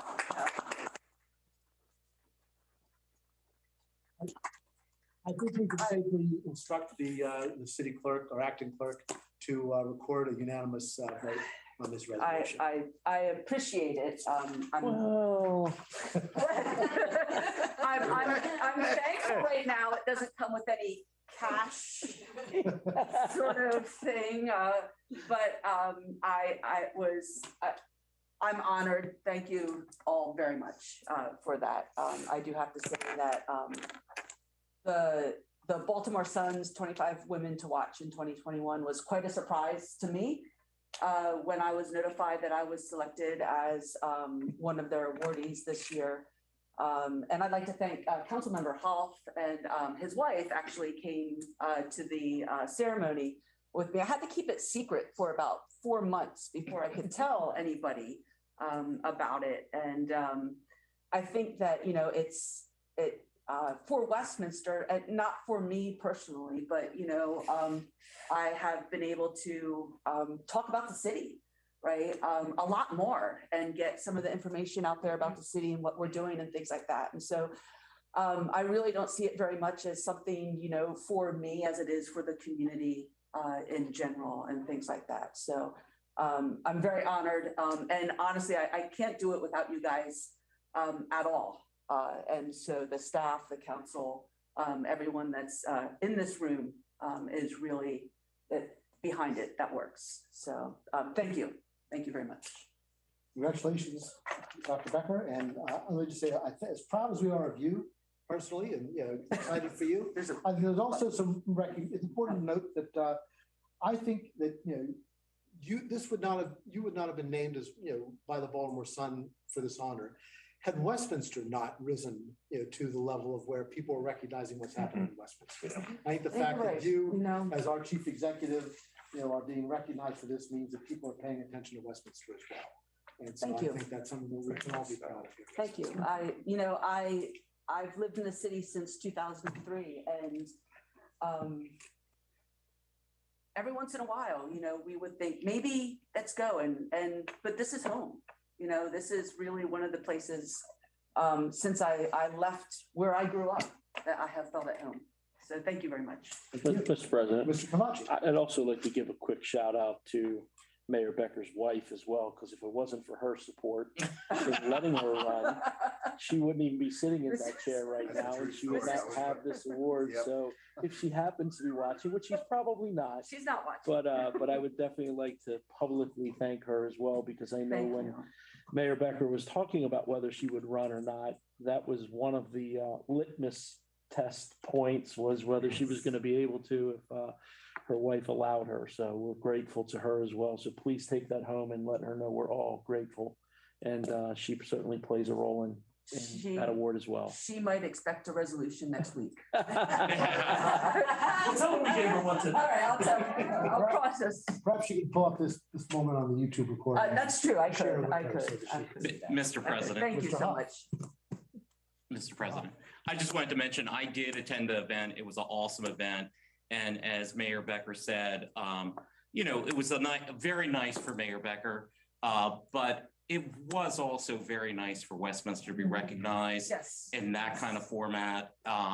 And there were a lot of people down there that night, and it was a really neat event. And so it was just awesome. Awesome for Mayor Becker, awesome for the city of Westminster. So that's my only comment. And we had that great keynote on cybersecurity. Yes, and that Right, the was, speaker was she all about was excellent. cybersecurity. Yeah, Yes. she was excellent. yes, All right, thank you. Mr. Davison stood up there. Anyone else? That's pretty cool. All right. Well, once again, on behalf of everybody, congratulations. Now, move on. There is no unfinished business of which I'm aware. Is there any unfinished business that anybody else wishes to raise? Hearing none, we'll move on to new business. We have one item of new business, and that pertains to parking meters downtown. I think we're going to turn to the mayor for some comments on this. Yes, so I've spoken to council over the last week about this initiative that I'd like to see happen through November 28th through December 25th to waive parking meter fees for metered spaces in downtown Westminster throughout the holiday season. I can't make a motion. No, but No, we're okay, all right. talking- All right, you're gonna let me finish talking first, okay? One of the requests was that we do put a time limit on it. And so a time limit of 3 hours for the spaces, but otherwise than that, we would like to have, or I would like to see parking free for businesses in town, so residents can take advantage of our restaurants, for lunch, for an early dinner, for a cocktail before the evening, for shopping from past Thanksgiving through Christmas. So when are we starting at the exact dates, just so we The clear? 28th, Miss As it Impulse, says is that, on the or agenda there, Oh, 28th. oh, thank you. there's, Sorry. because the signs, we'll have the signs November 28th. November to 28th December through 20th. December 25th. It's on the agenda. Yes. Gotcha. Sorry, I missed that, That's okay. President. Right. Thank you, Mayor. So Mr. I'd like President, to entertain a motion. I'd like to make, sorry. All right, go ahead. Mr. I'd like to make a motion that Already. we accept the mayor's idea of making parking free at the meters downtown from November 28th through December 25th with a 3-hour limit. I'll second. There's been a motion by Mr. Cavacci and a second by Mr. Hoff to accept the mayor's recommendation. Ms. Imhoff. I just wanted to clarify that Mr. Cavacci, Councilmember Cavacci, that the meters you mentioned are on Main Street. Is that Oh. correct? Okay? So we're talking Downtown. only about Main On Street, Main Street, not all of downtown, correct. just Main Street. But, I was not at all clear on that. So the garages, the side streets, you'll still have to pay for those. Correct. This is strictly Main Street. And the parking lots, Correct, just Main Street. Okay, just on the street itself. that's pretty important clarification. Can we not, I thought we could do it on the, not the lots, not the metered lots. Okay. Just Main Street then. Main Street, I'm good with that. So I'd like to amend my motion, Mr. President, to the parking meters located on Main Street only. Very good. All right. And Mr. Hoff? I'm fine with that amendment. I second it. All Yes. right. So we'll just be informal about that and accept that. Mr. President, sorry. Mr. Hoff, go ahead. One point of clarification, how exactly will that be noted? So in the packet, you see free parking sign. Right now, when we hang, you may remember in the various recreation options we have no parking. There's a bit of a clipboard that's hung over the parking meters, and it says no parking. It's going to be something similar to that, but it'll say free parking. Happy holidays. For 3 hours, right? And that sign is attached to your packet. Okay, gotcha. Okay. All right. And that will go up on the 28th because we have to shut the street down for Miracle on Main. So the 28th is Sunday, and that's when that would begin. So when they take down the no parking signs for Miracle on Main, they'll just replace it with free parking.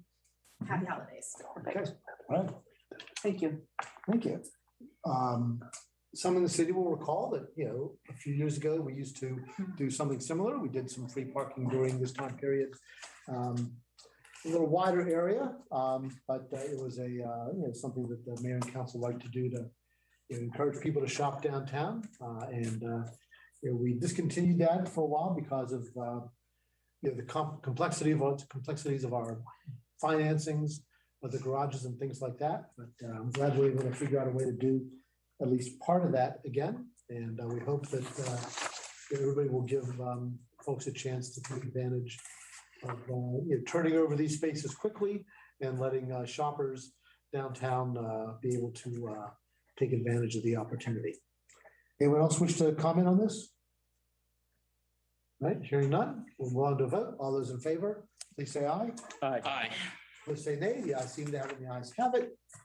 And the motion is adopted. Thank you. Thank you. Ms. Imhoff, it's time for departmental reports. We've all been waiting for it. Thank you, Mr. President.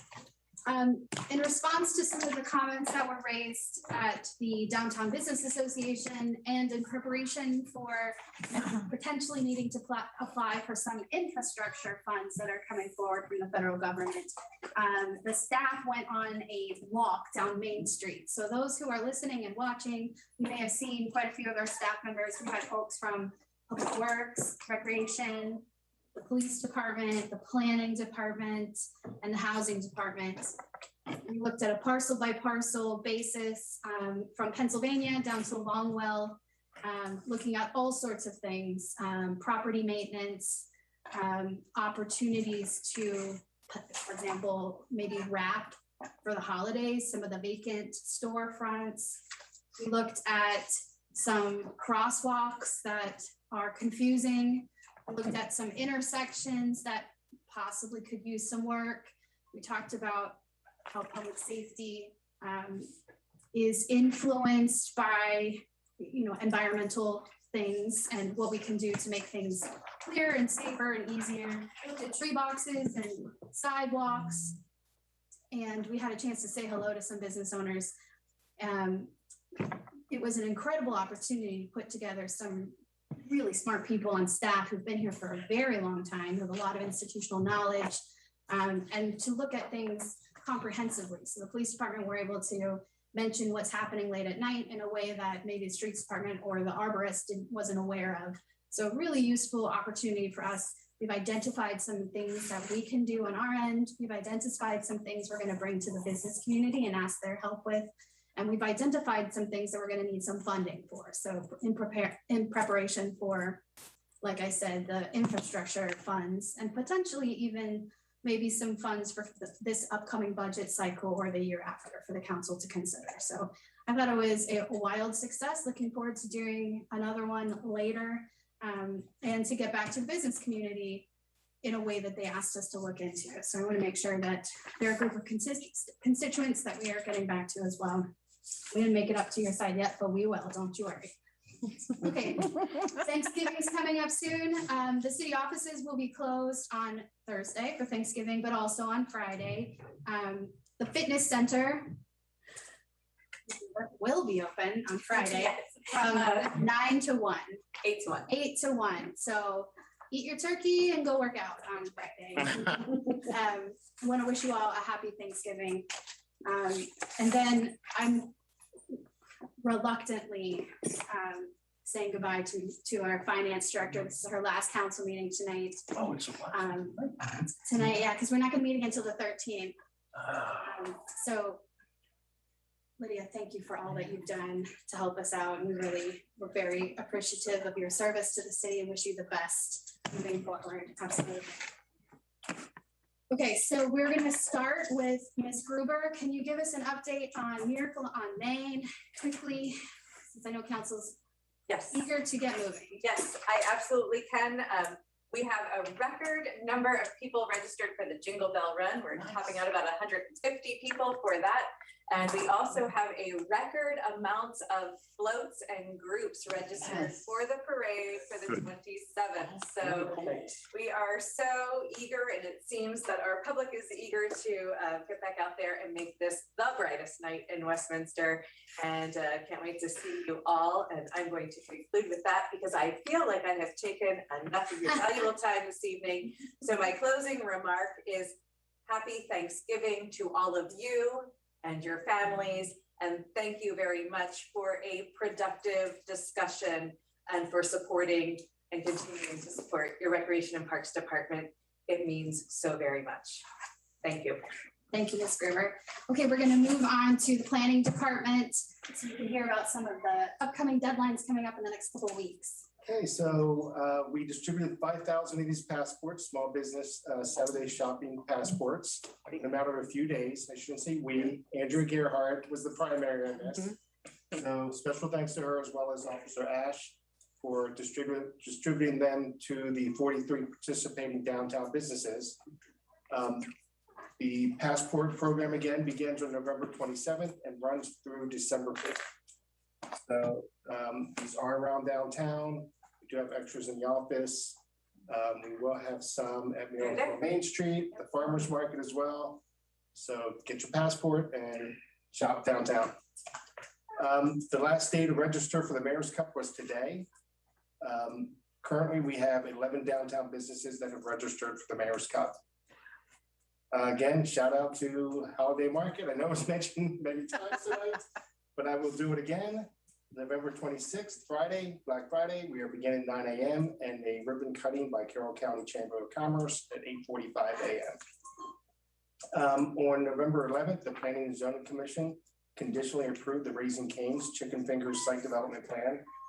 And the commission also forwarded a recommendation of approval to the Mayor and Common Council for Ordinance 938. This is creating a new satellite automobile storage lot use and deleting section 164, 166F, requiring the special exceptions to be reviewed by the Planning and Zoning Commission.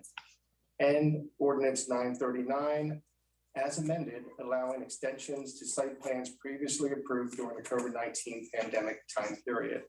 And that completes my report. As you can see, we are working together.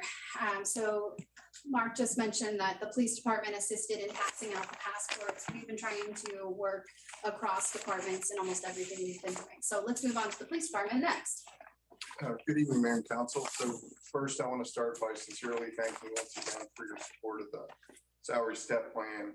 I can't emphasize enough how much of a help that is and how much it's appreciated. So thank you. A couple of things to touch on what Councilman Kabachi spoke on earlier, and Ms. Impulse also talked about. We are looking at a comprehensive crosswalk and pedestrian safety initiative. And we're referencing the Arizona State University has a problem policing program on this topic with a lot of really neat ideas.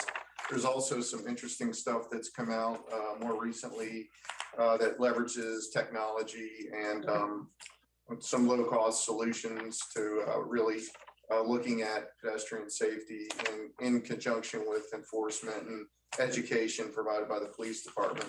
So we're really going to put a significant amount of effort into this to work on that initiative.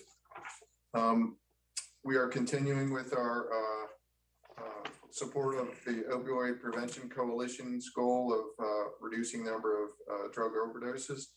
We've already acquired the investigative software needed to crack cell phone passwords for fatal overdoses to go after the dealer.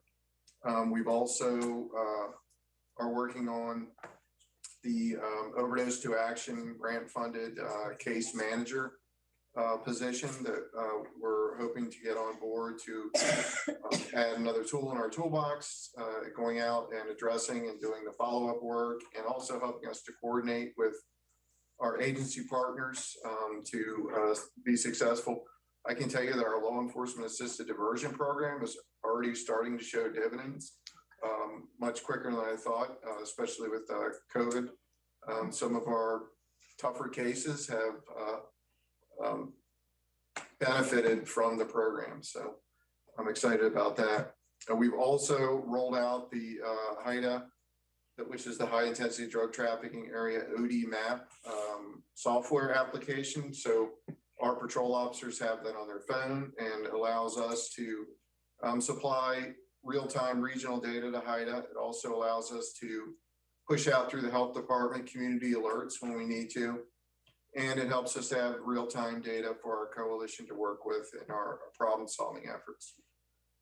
We've put together a team internally of different ranks in our patrol division working on a workload analysis and determining whether we should realign our patrol sectors to maintain a balanced call for service workload to provide our fastest response time, to emergency calls to balance the geographic area in each sector to ensure similar police visibility with patrols and subsequent crime deterrence, and to have consistent staffing coverage. And staff's done a great job on that, so we're moving forward with that effort. On the 9th, I attended the Carroll County Drug Court graduation, which I wholeheartedly support, and to see the success stories there, I think is wonderful. And conclude, Captain Ure and I assisted with the food service on Thursday at the Westminster Boys and Girls Club Thanksgiving holiday celebration, which was a great event. And a quick reminder that either if you want to see me get dunked or not, please consider the annual fundraiser for the Westminster Boys and Girls Club. That's it. Thank you. Chief, what day is it? 30th? November 30th. What time? I think they start at 2:30 in the afternoon, and maybe every half hour a different team is considered. Checking the weather here for you. Okay. Right. Be a little chilly. Be a little Thank chilly. One of the reasons why I asked the police chief to look into pedestrian safety is because I had met with McDaniel College president, and we had discussed ways that the city and the college can work on improving the pedestrian experience for the college students. And clearly we'd like to improve the pedestrian experience for the rest of us on Main Street as well. So I'm glad that Mr. Simon's here to join us and listen to that. I'm going to move on to Mr. Brown at the Housing Department. He's on Zoom. Hi, and good evening, everyone. I don't have a specific report at this time. I will have one at the next time, but I do want to take this opportunity to wish the mayor and members of the Common Council a blessed and safe holiday. Thank you. Thank you, Mr. Brown. You too, Mr. Brown.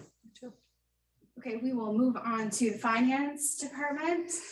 Good evening, council and council members. I would like to report that I received notification this week that the city and the finance department received the GFOA's Distinguished Budgeting Presentation Award. The city has received this award for a numerous amount of years, and this past year is no exception. So it was through the hard work of the finance department and the department heads and everybody collaborating together that we were able to get that award yet again. So that will conclude my report unless there's any questions. Thank you. Thank you again for your service. Do we have a report from IT? I'd like to wish everybody a happy holiday, and I'd like to wish Ms. Colston best wishes on her new journey, and thank you for all your help to talking to here.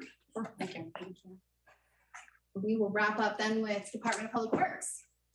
I'll keep it pretty simple. One of our busiest times of the year for the street department, especially the past 2 weeks of always hit us hard every year.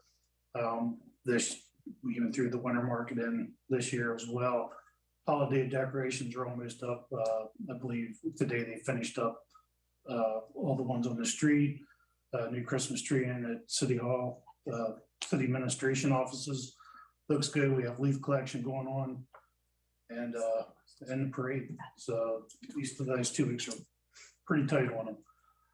Rather than that, another big thing for the fiber is Westminster Way, apartment building behind Safeway. We are in there. Sting is in there, and we are the only ones in there. Good. Great. They are going to allow Comcast. That's good. For whatever reasons, but we're there. I think we have everybody that's in there hooked up. Excellent. That's awesome. That's a 35 apartments. I think they had 12 orders because it's only half filled. That's all great. Well, good news. Rather than that, wish everybody happy holidays. Thank you, Mr. Dick. If you have a chance to stop by 45 West Main, the Christmas tree is spectacular. It is multiple stories tall and just absolutely beautiful. I think the decorations look so great downtown. They've wrapped the street lights with garland. Christmas boa. So I keep forgetting. And I'm very excited for the event this weekend for Miracle on Main Street. So thanks to the Public Works Department for all your hard work and making the town look really, really good for Christmas, for the holidays rather. Wish you all a wonderful Thanksgiving, and thank you so much for your support. That concludes the departmental report, Mr. Mayor, unless there's one from the fire department. No, ma'am. I'm sorry, Mr. President. Thank you. Mr. President. I understand we have another holiday decoration coming up, a new one. We do. We have a menorah. We have a menorah good. that will go up at Locust on Saturday. Good. Hanukkah begins on Sunday, and the menorah will move to 45 West on the second floor. You'll be able to see it when you drive by Main Street, and that will be lit according to the days of the week. It'll be in the conference, is that right? In the conference room up top, the glass? Yes. So, yep. Wonderful. Yes. Good. Mhm. All right. Thank you, Ms. Imhoff and all the department heads. And thanks to Ms. Colston, a brief tenure, but we appreciate all your hard work. And thank you very much. And we all wish you great success in your next position. Thank you. Final item on our agenda is citizen comments, when we invite the public to address the mayor and council on any issues before the city tonight, on tonight's agenda, or any other issues that pertain to the city. For citizens not attending the public meeting, we invite them to send their comments or concerns via email at comments@westminstermaryland.gov, right? WestminsterMD.gov. Yeah. I gotta get used to that. WestminsterMD.gov. All comments received by email will be shared with the mayor and council. For anyone, and commenters should include their address and phone number with their comments. Now, is there anyone with us tonight who wishes to be heard? If so, please give us your name and address for the record. All right, seeing no one, that concludes our agenda and the meeting. Before you get up, our next regular meeting will be held on Monday, December 13th. And I'd like to note that we, as usual, during the holidays, are canceling the meeting on December 27th, the Monday after Christmas. God bless you. So happy Thanksgiving to everyone. Without objection, we're adjourned. Please stay safe and healthy. Did I say anything?